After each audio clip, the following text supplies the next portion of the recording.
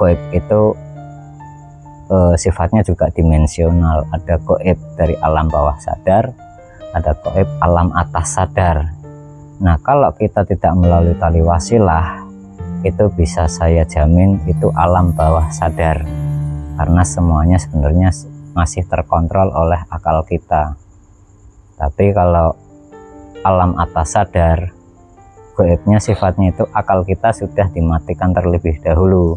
Karena apa? Kesadarannya sudah menggunakan kesadaran rohani, bukan kesadaran akal.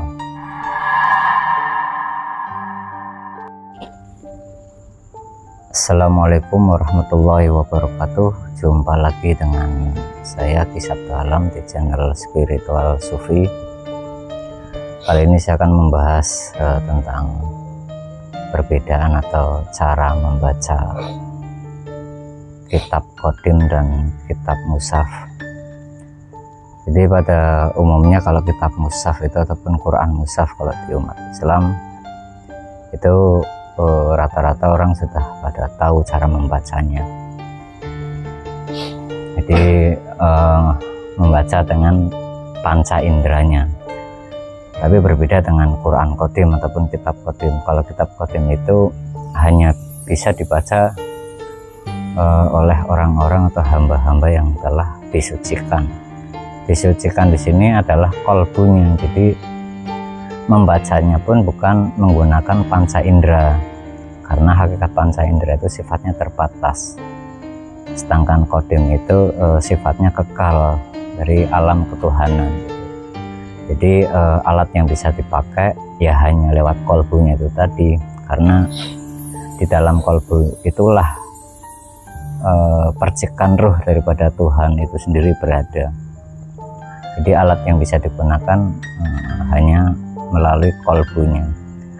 Dan di sini tidak semua orang bisa untuk membaca kalam-kalam Qadim, karena harus melalui sistem dulu gitu.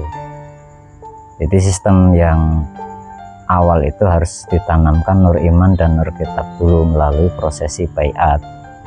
Jadi tidak sembarang orang istilahnya itu bisa membacanya, dan itu pun harus melalui tali wasilah ataupun guru mursyid itu, karena hakikat guru mursyid pun sebenarnya ya bukan manusia, hakikatnya itu cahaya Tuhan sendiri. Hanya saja agar manusia pada umumnya itu mengenali cahaya Tuhan itu mewujud ke jasmaninya manusia juga. Itulah yang disebut pewaris Nabi disebutnya. Yang diwarisi itu adalah ya ilmunya itu tadi, ataupun cahaya Tuhannya. Jadi tanpa melalui guru mursyid itu pun mustahil. Jadi dalam ilmu hakikat itu yang tersistem menggunakan metodologi ataupun tata cara yang sudah turun-temurun diajarkan oleh para nabi, itu harus dilalui dulu. Tanpa itu nggak bisa.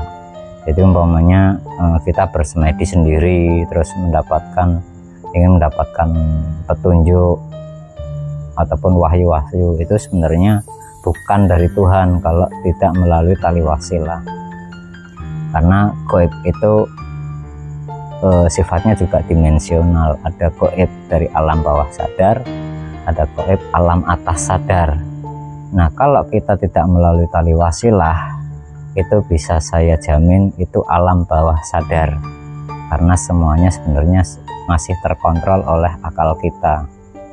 Tapi kalau alam atas sadar, gaibnya sifatnya itu akal kita sudah dimatikan terlebih dahulu.